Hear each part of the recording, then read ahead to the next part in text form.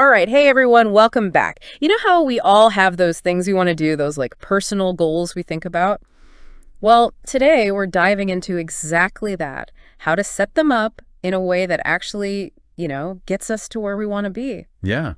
And not just like the how-to stuff, but also how to stick with it, how to keep that momentum going. Exactly. Because let's be honest, it's easy to get excited at first, but then, life happens. It totally does. And honestly, just having goals in general, it's like it gives you a direction.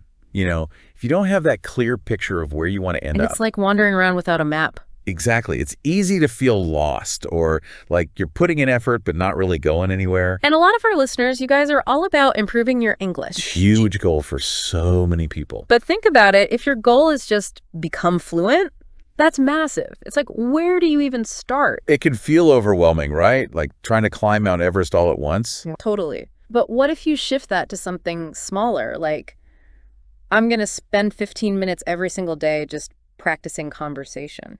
Makes it so much more manageable, right? Yeah. Plus, each time you hit that 15 minutes, boom, little victory. It's like those little wins fuel you to keep going. It's not just this giant scary thing anymore. And it's not just about feeling good either.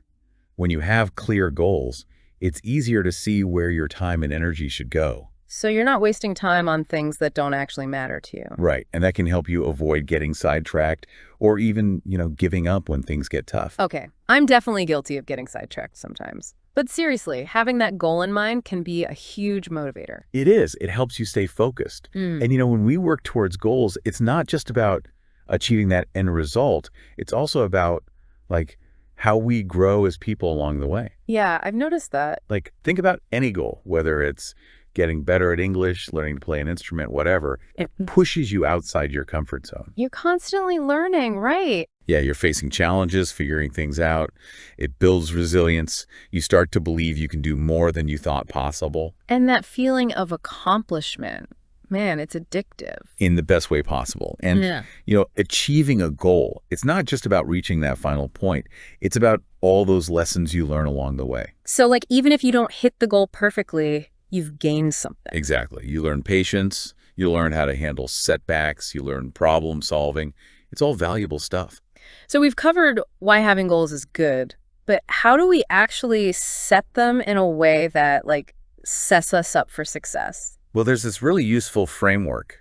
It's called SMART. Oh, yeah, I've heard of SMART goals. Yeah, it stands for specific, measurable, achievable, relevant, and time-bound. Okay, break that down for us. So specific means instead of saying something vague like, I want to get in shape. You give yourself something concrete to work towards. Exactly. Like, I'll go for a 30-minute walk 3 times a week. See the difference. Yeah, it's way more actionable. Then, measurable. How will you track your progress? With the walking example, you can easily count how many walks you do each week. Makes sense. What about achievable? That's about setting realistic goals given your current situation. You don't want to set yourself up for failure right off the bat. Right, you got to start somewhere. Then, relevant. Does this goal actually matter to you? Does it align with your bigger aspirations? So it's not just some random thing you picked out of a hat. Exactly. If it's meaningful to you, you're way more likely to stick with it. What was the last one again? Time-bound. Give your goal a deadline. Instead of just, I'll learn some Italian, say, I'll learn 20 basic Italian phrases by the end of next month. That sense of urgency can be helpful, right? Okay, so our walking example, put into the SMART format, would be? I will go for a 30-minute walk 3 times a week for the next month. Specific, measurable, achievable, relevant, and time-bound. Perfect. So we've got our SMART goals. What else can we do to, like, actually get moving on them? One thing that's surprisingly powerful is just writing your goals down. Like physically writing them? Yeah. It seems simple, but it makes them feel more real, more tangible. It's like you're making a commitment to yourself. Makes sense. Yeah. What about visualizing success? Like picturing yourself achieving the goal? Another great technique. Take some time to really imagine yourself having already reached your goal. If your goal is to give a presentation confidently, picture yourself doing it successfully, feeling great. Almost like a mental rehearsal. Exactly. It can help you feel more prepared and confident when you actually do it. What about breaking down those big goals into smaller steps? So important, especially if the goal feels huge, like learning a new language. Break it into bite-sized chunks. Instead of feeling overwhelmed, you can focus on learning, say, 5 new words each day. So you don't burn yourself out before you even really start. Right. And let's talk about motivation, because let's be real, it's not always going to be there. Yeah, absolutely not. I have days where I'm just like, nope. We all do. So it's important to find ways to, actively boost your motivation when it dips. One way is to celebrate your progress, even the small stuff. Oh, I love this. Treat yourself. Exactly. Did you stick to your exercise routine all week? Great. Give yourself a little reward. That positive reinforcement helps keep you going. Okay, what if you're still struggling to find that motivation? Then take some time to reconnect with your why. Why did you set this goal in the first place? What's the deeper meaning behind it? Reconnecting with that can reignite your passion. So reminding yourself why you're doing it can make all the difference. Absolutely. And sometimes sharing your goals with someone you trust can be helpful too. Oh yeah, like an accountability buddy. Exactly.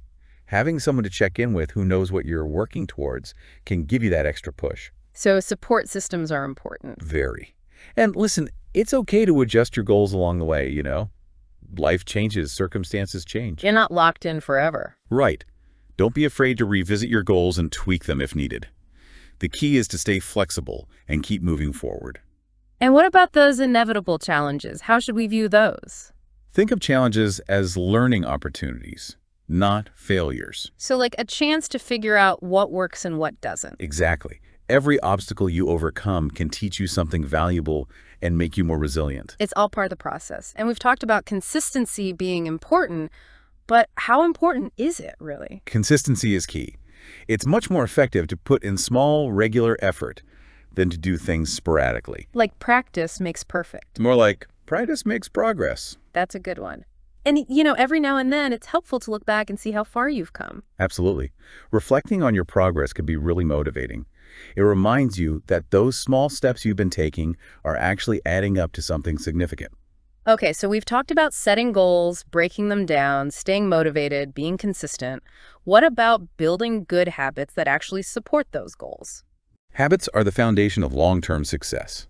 And the best way to build good habits is to start ridiculously small. Like, if you want to read more, commit to reading just 1 page a day. 1 page. That seems almost too easy. Exactly. The point is to make it so easy you can't say no. Then, once that's a habit, you can gradually increase it. So don't overwhelm yourself right away. Got it. What else helps habits stick? Linking them to existing habits. If you already brush your teeth every morning, maybe add a minute of stretching right after. So you're piggybacking on an existing routine. Exactly. And again, accountability is huge. Share your habit goals with someone who can support you and check in on your progress. Okay, so we've got those habits forming. But how do we stay focused with, all the distractions in life? Staying focused takes effort. Try setting specific times each day for working on your goals. Create a dedicated space, even if it's just a corner, to signal to your brain that it's time to concentrate. Like a little mental cue. And minimize distractions. Turn off those phone notifications, put your phone in another room, whatever it takes. Notifications are the worst. They really are. And remember, taking breaks is essential for staying focused in the long run. The Pomodoro technique, where you work in focused intervals with short breaks, can be really helpful. Prevents you from burning out. Exactly. Okay, let's talk about something that I know a lot of people struggle with. Self-doubt. Oh yeah, that little voice that tells you you're not good enough. Yeah, the worst. But you know what? Self-doubt is normal. It doesn't have to control you. One way to combat it is to remind yourself of past successes. Think about times when you faced challenges and overcame them. It's like, hey, I did that. I can do this too. Exactly. And challenge those negative thoughts directly. When you catch yourself thinking, I'm not good enough, replace it with something more positive like, I'm learning and I'm capable. Changing that self-talk can make a huge difference. Absolutely. Yeah. And remember, progress isn't about being perfect. It's about focusing on your own growth, not comparing yourself to others. Be kind to yourself. That comparison trap can be so dangerous.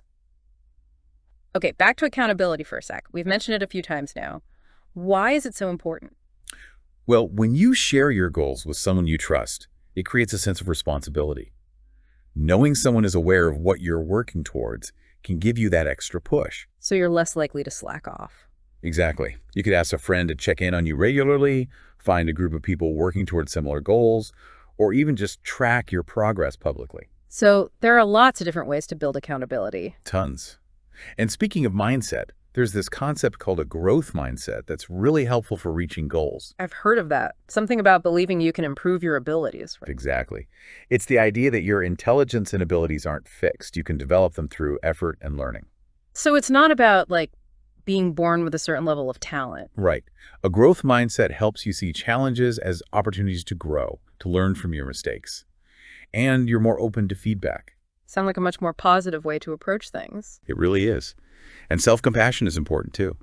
Don't beat yourself up over setbacks. Treat yourself with kindness and understanding. Okay, back to habits for a moment. Besides starting small and linking them to existing habits, what else is important? Focus on consistency, not perfection. It's okay if you slip up sometimes. Just get back on track as quickly as possible. And remember, accountability helps. Got it. Now let's talk about setbacks. They're going to happen, right? So how do we handle them without giving up? When you hit a setback, see it as a temporary detour, not the end of the road. Take a step back, figure out what happened, and be willing to adjust your approach. So don't panic. Exactly. And most importantly, reconnect with your why. Remember why this goal matters to you. That helps bring back the motivation. Totally.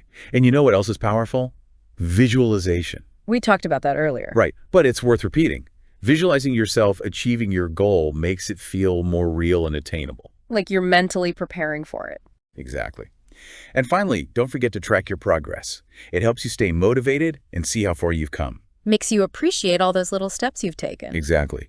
And remember, motivation can be built and maintained in several ways.